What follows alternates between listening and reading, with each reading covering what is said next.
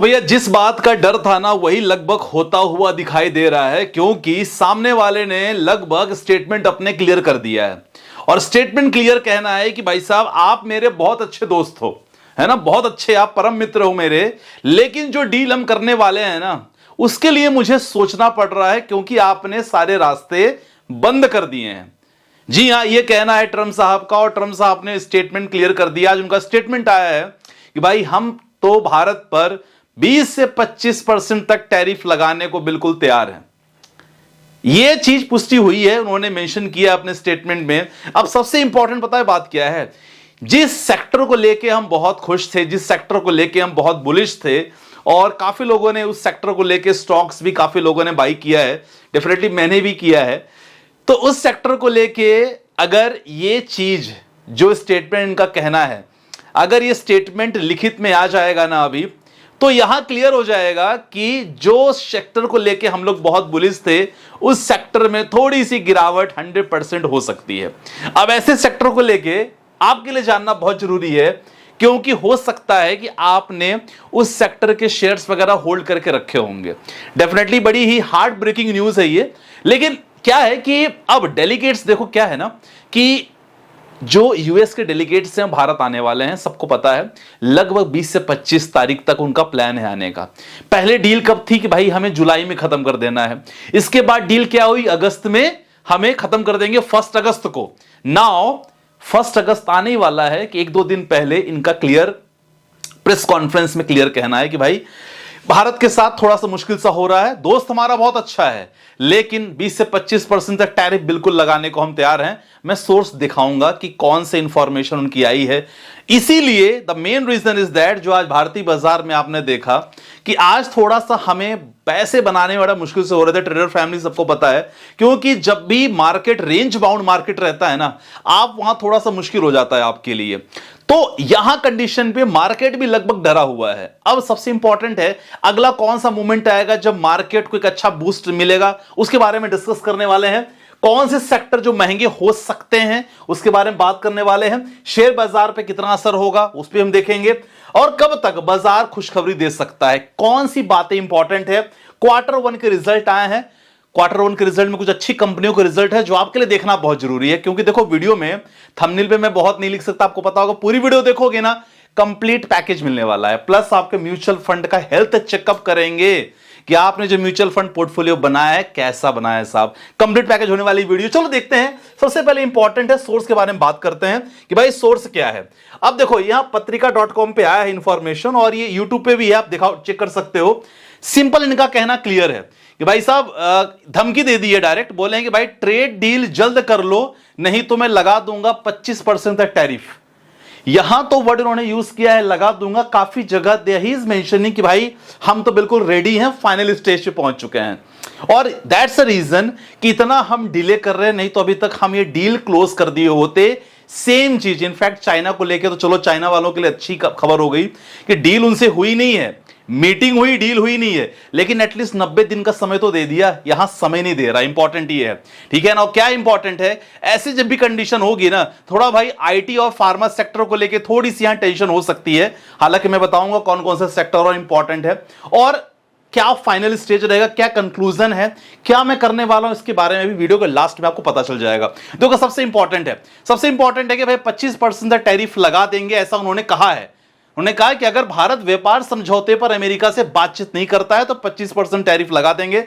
भाई इंडिया भी बिल्कुल पैर जमा के बैठे हैं कि भाई हम तो आपकी बात नहीं सुनने वाले, है ना। एग्रीकल्चर और डेयरी प्रोडक्ट्स को लेके जो आपके कुछ टर्म्स कंडीशन है, हम वो टर्म्स कंडीशन आपके नहीं मानने वाले हैं, क्योंकि इससे हमारे किसानों पे ज्यादा फर्क पड़ेगा, हमारे इंटरनल बिजनेस को फर्क पड़ेगा। इसलिए आपको इस बिजनेस में हम भारत नहीं आने देंगे, और भारत ये पैर जमा के बैठा है, यही अमेरिका को सही नहीं लग रहा है। चलो और देखते हैं इन्होंने क्या मेंशन किया है। उन्होंने भाई साहब पत्र लिखकर धमकी नहीं दी है, लेकिन प्रेस कॉन्फ्रेंस उन्होंने कहा है, ठीक है।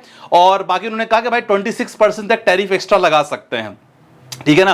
और उन्होंने कहा कि भाई भारत के पास 1 अगस्त डेडलाइन है, 1 अगस्त के पहले अगर हमसे फोन लगा के बोल देते हैं कि okay we are agree on that, तो हम रेडी हो जाएंगे, ठीक है ना। और क्या बताया कि भाई भारत के साथ व्यापार करना भाई बहुत कठिन है।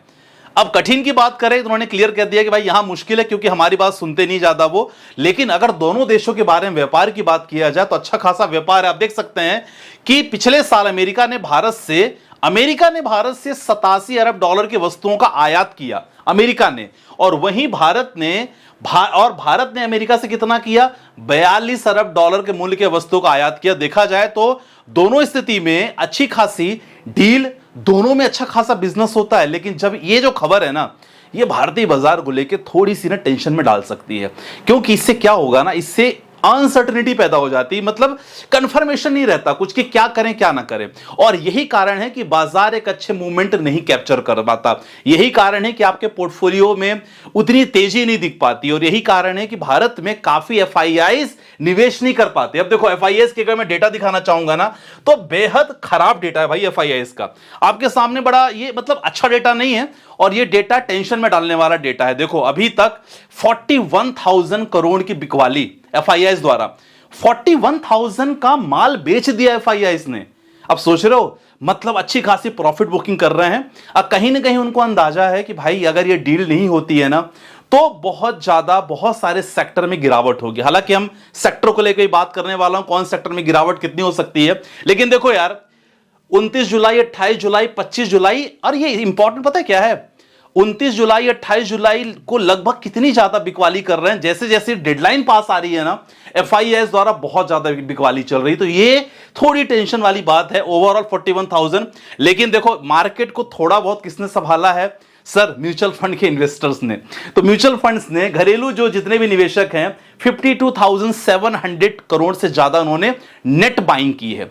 ठीक है, तो इंपॉर्टेंट ये है। तो ये थोड़ा सा अच्छी खबर नहीं है। बाकी अगर बात किया जाए बाजार की, तो भाई एक रेंज बाउंड मार्केट था निफ्टी 50 की। आप बात करें तो जब रेंज बाउंड मार्केट होता है तो मतलब मार्केट डिसाइड नहीं कर पा रहा है कि भाई ऊपर जाना है कि नीचे जाना है। एक ऐसी दिशा में घूम रहा था मार्केट, आप देख सकते हैं। इसीलिए बिल्कुल ना के बराबर, इसको मैं कहूंगा नथिंग, ना के बराबर मार्केट क्लोज हुआ है। बिल्कुल जहां ओपनिंग थी वही मार्केट लगभग क्लोज हुआ है। सेम सेंसेक्स की बात करते हैं, सेंसेक्स में भी कोई जान नहीं थी, 143 पॉइंट के साथ सेंसेक्स में हुआ है। अब इंपॉर्टेंट चीज आपको देखना बहुत जरूरी है, कौन से सेक्टर जो बेशक महंगे हो सकते हैं उसके बारे में बात करेंगे। सबसे इंपॉर्टेंट है, जी हां, जब डील होने वाली थी तो इनफैक्ट हमने भी बहुत सारे शेयर एक्युमुलेट किया है। वो है हमारा किसमें? Garment sector. जी हां, टेक्सटाइल और गारमेंट्स अगर बात किया जाए तो अगर ये डील फाइनल अगर आ जाता है कि भाई साहब अब हम ना ये 26% टैरिफ लगी रहा है, जैसे ऑलरेडी लग चुका है, एल्युमिनियम स्टील में 25% लग चुका है, तो ये चीज अगर उनके तरफ से, क्योंकि उन्होंने बोला है लगा देंगे, अब अगर ये फाइनल स्टेटमेंट उन्होंने कह दिया कि भाई लगा दिया है, अप्लीकेबल है यहां से, क्योंकि डेलीगेट्स आ रहे हैं 25 तारीख को, तो एक छोटी सी उम्मीद, 1% की उम्मीद अभी भी है ना। तो अगर ये फाइनल खबर हो जाती है तो 20 से 25% तक चीजें महंगी हो जाएंगी। ध्यान रखना कौन कौन सी महंगी? क्लोथ्स वाले हो सकते हैं, फुटवेयर हो सकता है, ज्वेलरी और डायमंड चीजें, ठीक है, क्योंकि यहां से चीजें जाती हैं, डेफिनेटली कॉस्टिंग कटिंग होगी, शिपमेंट का खर्चा लगेगा, तो 26 से 27% ये महंगा हो जाएगा। ऑटोमोबाइल, और यही कारण है कि बहुत सारे जो स्टॉक्स वाले मेंबर हैं ऑटो सेक्टर के और ऑटो कंपोनेंट्स के स्टॉक जो लेके रखा है, थोड़ी सी हल्की सी एक मायूसी दिख रही है। तो ये रीजन हो सकता है ऑटोमोबाइल और ऑटो पार्ट्स को लेके देखा जाए तो ये चीज थोड़ा सा आप ध्यान रखना। ये अभी भी बिल्कुल देख सकते हैं कि बिल्कुल अभी भी एक पोजीशन ऐसी है कि यहां ज्यादा कुछ सोच पाना बहुत मुश्किल सा होगा। और मोबाइल इलेक्ट्रॉनिक्स, क्योंकि 14 अरब डॉलर का व्यापार होता है हमारे भारत से देखा जाए तो, मतलब यहां we are very dependent on this thing.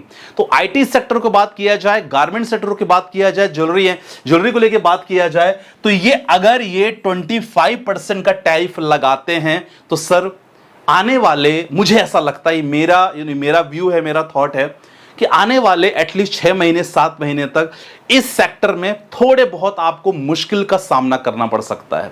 बाजार मुश्किल का सामना करना पड़ेगा, और बाजार सब कुछ बहुत कुछ डिपेंडेंट है फाइनेंस की बिकवाली पे भी। एक बार ये बिकवाली धीरे धीरे कम होगी तब जाके एक मतलब देखा जाए रेंज बाउंड मार्केट से देखा जाए ट्रेंडिंग मार्केट में धीरे धीरे शिफ्ट होंगे। तो ये इंपॉर्टेंट है, इन चीजों को ध्यान रखना। ये सारे सेगमेंट्स हैं और जिनके पास स्टॉक हैं अभी ये सब, तो मैं तो फिलहाल यही कहूंगा कि देखो यार, डेफिनेटली आपका डिसीजन रहेगा, लेकिन इंपॉर्टेंट है कि आपको होल्ड करना बहुत इंपॉर्टेंट है जब तक फाइनल खबर नहीं आ जाती, फाइनल पेपर पे नहीं आ जाता। ठीक है, इन बातों को देखना। कुछ क्वार्टर्स के रिजल्ट देख लेते हैं। अच्छे क्वार्टर के रिजल्ट ठीक ठाक आए हैं। खासकर बात किया जाए जेएमआर एयरपोर्ट्स के बारे में, इसको स्टडी कर सकते हो, एलएनटी को स्टडी कर सकते हो। दोनों के रिजल्ट ठीक ठाक हैं। 33% रेवेन्यू, प्रॉफिट -49%, लेकिन रेवेन्यू ठीक ठाक है। दीपक फर्टिलाइजर दोनों में पॉजिटिव है। रेवेन्यू और अपना देखा जाए, रेवेन्यू और इनका टोटल नेट प्रॉफिट दोनों में पॉजिटिव दीपक फर्टिलाइजर। और जी हां, वेल्सन, जी हां, यही टेक्सटाइल का स्टॉक है। ठीक है, काफी लोगों को पता चल रहा होगा इसके बारे में, और मैंने कहा था कि इसको स्टडी करने के लिए। विल्सन के बारे में, टेक्सटाइल का स्टॉक है सेक्टर का। 13% इनका देखा जाए नेट प्रॉफिट, और देखा जाए 41% का रेवेन्यू बढ़ा है। तो देखा जाए ये चीज, ये अच्छा प्रॉफिट है। स्टार हेल्थ में ठीक थोड़ा सा मिलीजुली टाइप का इनका टोटल रिजल्ट आया है। एनटीपीसी ठीक है और एनएससीएल ठीक है। तो इन स्टॉक पे एज पर द रिजल्ट अगर आपके पास होल्डिंग है, आप इनकी स्टडी कर सकते हो। खासकर दीपक फर्टिलाइजर, एलएनटी, ब्रिंसल पे एक बार चेकआउट कर लेना, देख लेना। चलो अब आपके पोर्टफोलियो पे आ जाते हैं। चलो पोर्टफोलियो देख लेते हैं। सर जी पोर्टफोलियो कंटिन्यू देखता हूं, आपका वीडियो देखता हूं, पोर्टफोलियो रिव्यू कर लीजिएगा। एसआईपी चल रही है Nippon India small cap fund, Mahindra, Motilal का मिड कैप, ये दोनों जो एसआईपी है, दोनों की जगह पे कोई एक रखो। मैं आपकी एसआईपी वगैरह ना, देखो झुंड तैयार नहीं करना है, एसआईपी को कोशिश करो कम से कम करने का। मोतीलाल ओसवाल का मिड कैप फंड देख रहे हैं हम, ठीक है। पराग पारिक मैंने लमसम किया है, तो ये ठीक है आपका यहां तक। Lump sum HDFC, Bandhan, Axis, Motilal का index defence fund, Bajaj Finserv flexi cap fund, HDFC multi cap fund. देखो ऑलरेडी आपने एचडीएफसी का मिड कैप लिया है, तो मल्टी कैप लिया है, तो ये मिड कैप लेने की जरूरत नहीं है। अब कर दिया है तो रहने दो उसको, स्विच मत करना।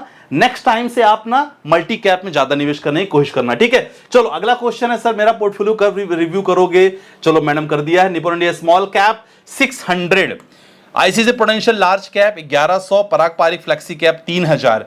निप्पॉन इंडिया स्मॉल, अगर आपका लॉन्ग टर्म का प्लान है, इसमें आप यू कैन इंक्रीज अमाउंट, इसमें अपना अमाउंट आप बढ़ा सकते हो। बाकी प्रूडेंशियल का लार्ज है, अगर ICC large and mid cap लेते हो तो ज्यादा बेटर मुझे ठीक लगेगा। इसमें रिटर्न भी आपके बनेंगे और प्रोटेक्शन भी रहेगा, दोनों चीज हो सकता है। बाकी परफेक्ट लग रहा है, ठीक है। तो मैंने पहला क्या बताया, निप्पॉन में आप बढ़ा सकते हो। आईसीसी प्रूडेंशियल लार्ज लिया है तो large and mid cap plan कर लो। बाकी पराग पारिक ठीक है 10 साल के लिए, ठीक है। अगला क्वेश्चन है सर जी एनएसडीएल आईपीओ मैक्सिमम कितने लॉट के लिए अप्लाई कर सकते हैं? 13 लॉट।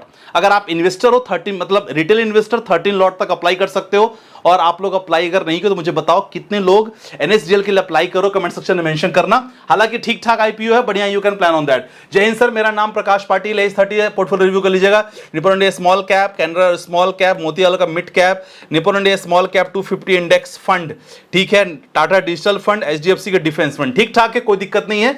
आप moderate to high risk investor हो, आपका पोर्टफोलियो कंटिन्यू चलने देना है, कोई मुझे दिक्कत नहीं लग रही पोर्टफोलियो में। अगला क्वेश्चन, संदीप भाई, this is the first time I saw a video and loved you, how you explain everything, you certainly won a subscriber from the first video. Thank you so much Mr. Bhaskar. I am based in Sydney but doing some investment in India. Can you please review your portfolio? I don't do SIP but invest some amount every month when market shows dips. Would appreciate if you can guide an NRI investor. Definitely sir. Parag Parik Flexi Cap Fund good, Axis Small Cap good, Quant Multi Cap ठीक है sir. Motilal Oswal का mid cap भी ठीक है, HDFC का balance advantage fund, junior and depots बीज। देखो depots बीज की जगह पे आप चाहो तो सर निप्पॉन इंडिया पे निफ्टी 50 20 पे कर सकते हो, definitely that would be the good option. Junior बीज आपका ठीक है।